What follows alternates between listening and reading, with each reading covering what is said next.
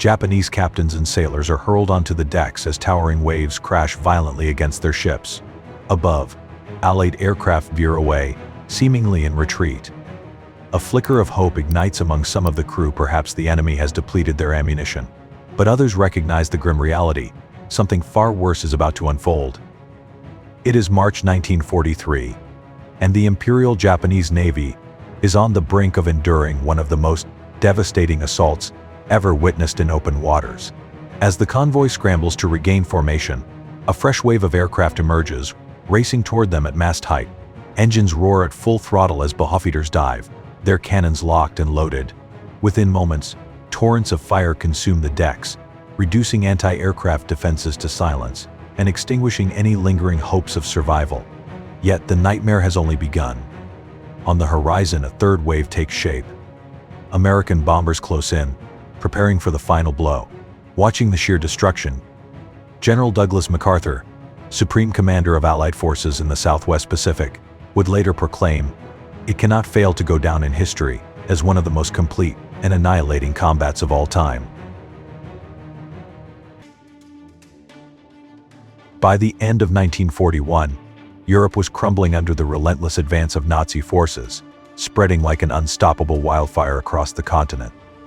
Just a month prior, Germany had reaffirmed its military pact with Italy and Japan, solidifying the Axis alliance as the Blitzkrieg turned eastward, striking deep into the Soviet Union, its most formidable target yet.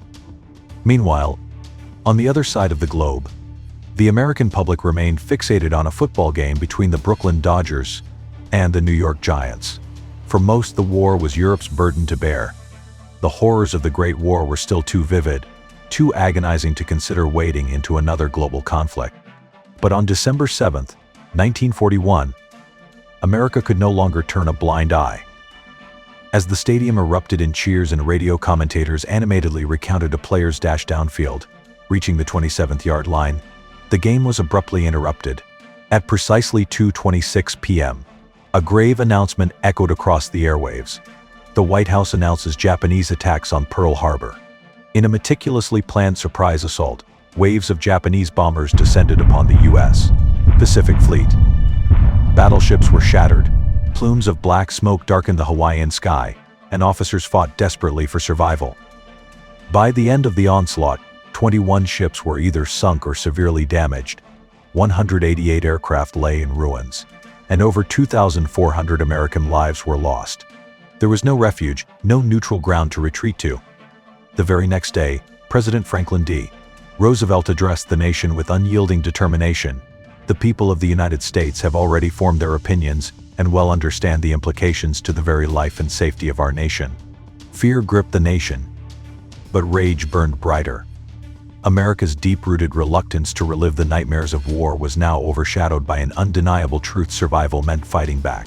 The time had come to rise against the Axis and settle an overdue score with Japan. Foreseeing the inevitable storm of war, President Roosevelt had already begun drafting young men into the armed forces, even before the United States formally entered the conflict. Many of these recruits, nearly two-thirds, had never even held a rifle, let alone faced the brutal reality of combat. The question loomed: could these inexperienced men hold the line against the battle-hardened Axis forces? But the war front offered no time for doubt. The fires of battle forged them into soldiers, and by the time the opportunity for retribution came, they were ready. That moment arrived in March 1943. The Japanese fleet, determined to strengthen its hold over the Pacific, was transporting thousands of troops and critical supplies toward Port Moresby. Their mission was clear: to reinforce their positions in New Guinea and establish a fortified Axis stronghold from which they could threaten Australia and dictate the course of the war in the Pacific. But unseen eyes were watching. From concealed outposts along the Pacific, the Allied coast watchers had been tracking Japan's every move. These operatives, stationed across key islands, monitored the convoys, reporting their movements with meticulous precision. With this intelligence in hand, Allied commanders worked tirelessly to intercept Japanese communications, piecing together a strategy for a devastating aerial ambush. On March 1st, the reconnaissance mission began. A U.S. B-24 Liberator, its engines droning over the vast Pacific expanse, patrolled the skies. its crew scanning the endless waters for signs of enemy activity. Then, a breakthrough formation of Japanese ships emerged in the distance, sailing toward Lae and Salamaua in New Guinea. But the Pacific was a battlefield of shifting tides.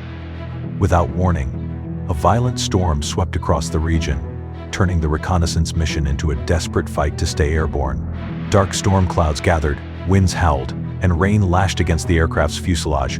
Visibility plunged to near zero as the raging tempest swallowed the convoy whole. The crew struggled against the turbulence, but with the enemy fleet vanishing into the storm, they had no choice but to return to base empty-handed. Yet, failure was not an option. The very next day, another wave of reconnaissance planes took flight. Determined to reclaim the lost target, pilots scoured the open waters, scanning the horizon for any sign of the Japanese fleet. Then, finally, a break through the unmistakable dark outlines of warships cutting through the waves. The Japanese convoy had been rediscovered, and the intelligence was better than expected. 16 vessels were sailing in tight formation, carrying nearly 7,000 troops and an arsenal of critical supplies. The convoy was heavily guarded. 8 destroyers flanked its perimeter, while a protective veil of Japanese Zero fighters soared overhead. Mitsubishi's long-range aircraft patrolled the skies, ensuring the fleet's safe passage. This was no ordinary target. This was the lifeline of Japan's Pacific conquest. Allowing it to slip away unscathed would be a devastating setback. The balance of power in the Pacific hung in the balance. The Americans had found their mark. Now they had one mission left. It was time to strike back. Teaming up with the Royal Australian Air Force, the U.S. 5th Air Force prepared to unleash one of the most devastating aerial assaults the Pacific had ever witnessed. The first objective was not to strike the convoy directly, but to neutralize its protective air cover. At dawn, RAF No. 22 Squadron led the attack, launching a surprise raid on Lae Airfield. Explosions ripped through runways and hangars, leaving the airstrip scorched and unusable. This strike effectively grounded Japanese reinforcements, clearing the skies for the Allies' next phase of attack. As the convoy pressed forward, U.S. B-17 Flying Fortresses took position overhead. The bombers released their payloads in a high-altitude assault, targeting the enemy fleet. One of the first ships struck was the 5,500-ton Kyokusei Maru. A direct hit tore through its hull, sending torrents of seawater flooding into its compartments. Hundreds of sailors, realizing the ship was doomed, jumped overboard as the vessel began to sink beneath the waves.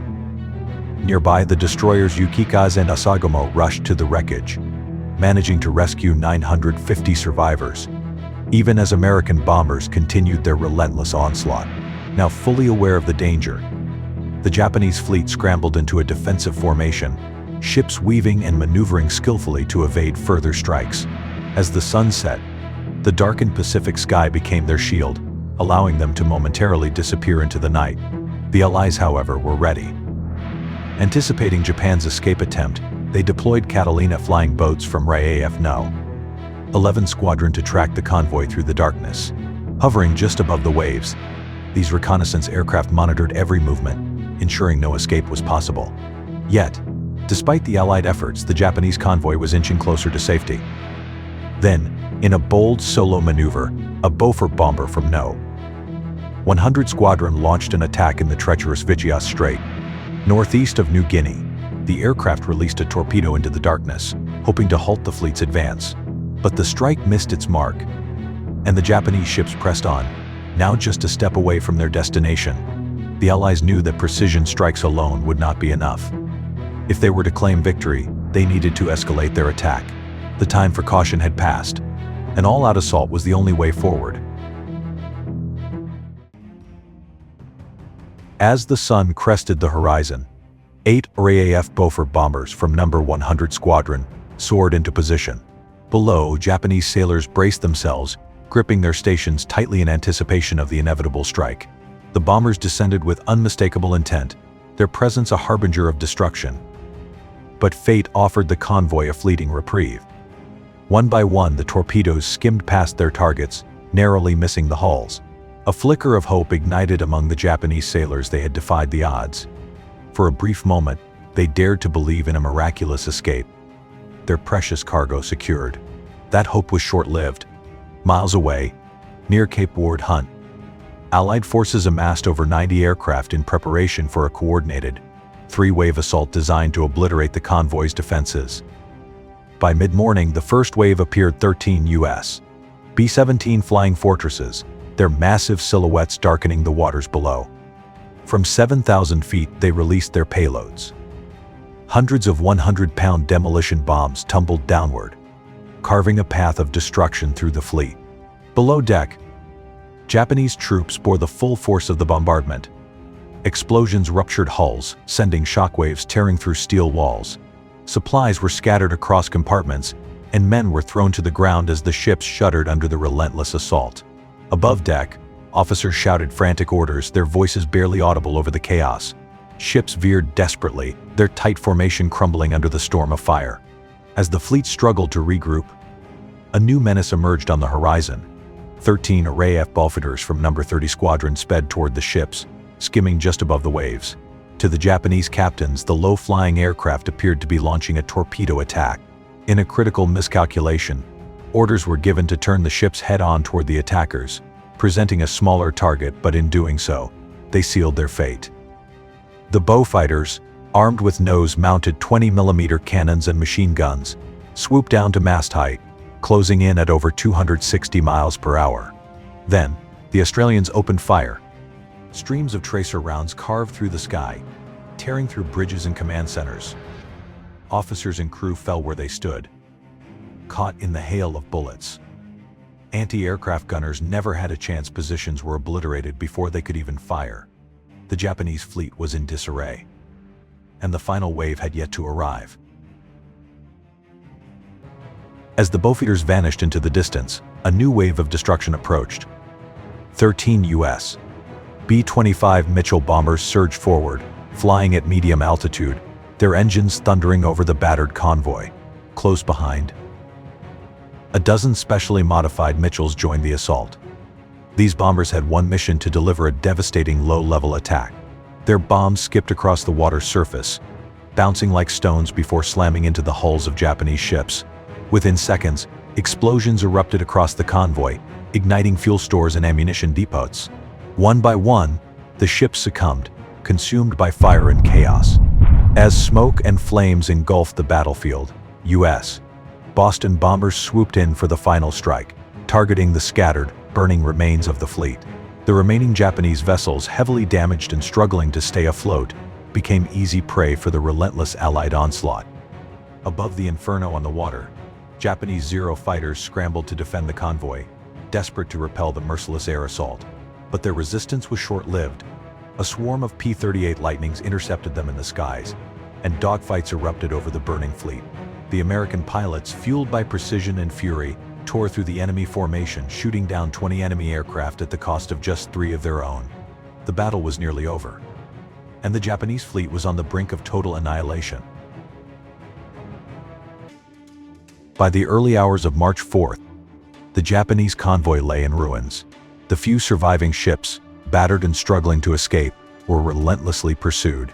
But the Allies had no intention of letting even a single vessel slip away. To deliver the final blow, the U.S. Navy deployed PT boats, scouring the wreckage-strewn waters for any remaining targets. Among them, the Oigawa Maru, already crippled by aerial bombardments, was quickly engaged by T-143 and T-150. With no defenses left, her crew had no choice but to abandon ship, leaping into the oil-streaked sea as torpedoes tore through the vessel, sealing its fate. By the time the battle ended, the Japanese fleet had been completely wiped out. All 8 troop transports and 4 destroyers were sunk, along with nearly 3,000 troops and sailors. It was a devastating blow, one from which Japan would never fully recover. For America, it was vengeance for Pearl Harbor, a decisive moment in the Pacific War. But victory came at a cost. As historian Douglas Gillison described it, the days that followed were marked by a terrible yet essential finale. Allied aircraft patrolled the Huon Gulf, searching for barges, rafts, and lifeboats carrying survivors, ensuring that no remnants of the convoy remained. The battle was over, and the Pacific had been wrested from Axis control. If you enjoyed this deep dive into history, subscribe to FLYTOP for more gripping stories of war, strategy, and survival. But this is just the beginning. What other untold battles shaped World War II's fate? Stay tuned to uncover more forgotten conflicts.